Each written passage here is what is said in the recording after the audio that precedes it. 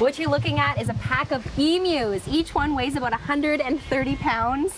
And I said it before, I'll say it again, I'm a little nervous being in here. I've never been around emus before. Luckily, I have the owner of AAA Farms, Bill Griffith, here.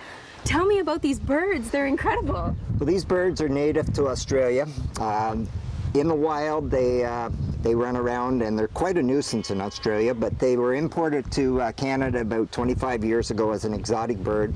At that time, they were worth $20,000 to $25,000 a pair. Because they were considered an exotic bird, right? Bird.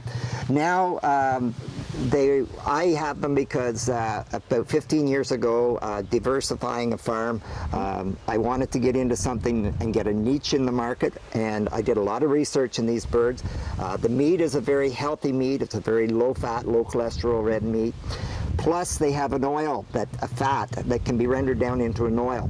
That fat is on the back part of the emu, and when I process the bird for the meat, I bring that hide home and I scrape that off with a sharp knife. There's about 15 to 20 pounds there. So you pretty much use everything. Part of the emu. Yes, the feathers are used. We use the feathers in the crafts. The eggs are used for crafts. They also you can eat an emu egg. You can, okay. Yes. There's equivalent to 8 to 9 chicken eggs in an emu egg, so you've got a big omelet. Right, because they're massive. And a little bit later on CTV Morning Live, we're going to head into the shop because Heather and Bill own a store called Emu and You, and you're making all sorts of different crafts. You're painting the emu eggs. It's incredible stuff, but we'll see that in a little bit. Now, are they friendly? They can be.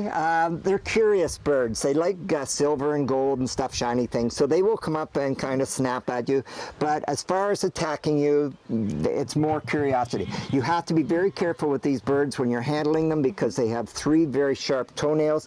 So when you handle them, you come up from behind and they've got little wings. You see at the front there, it's down about just at the side of her leg. Right. You grab those 2 wings and you can basically walk them anywhere. But they're flightless birds, They're flightless birds, yes. They belong to the rat-type family, ostrich, emu, and rheas. Okay. And the male and the female, to look at them, you can't tell them apart.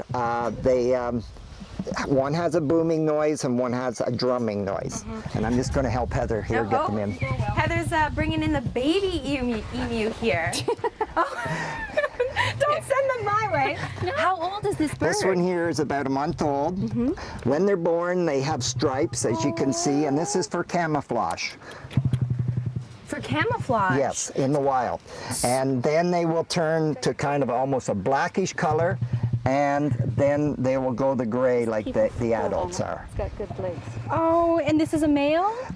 I'm not sure. Without doing a DNA test, because see, at this age they don't make any noise. So.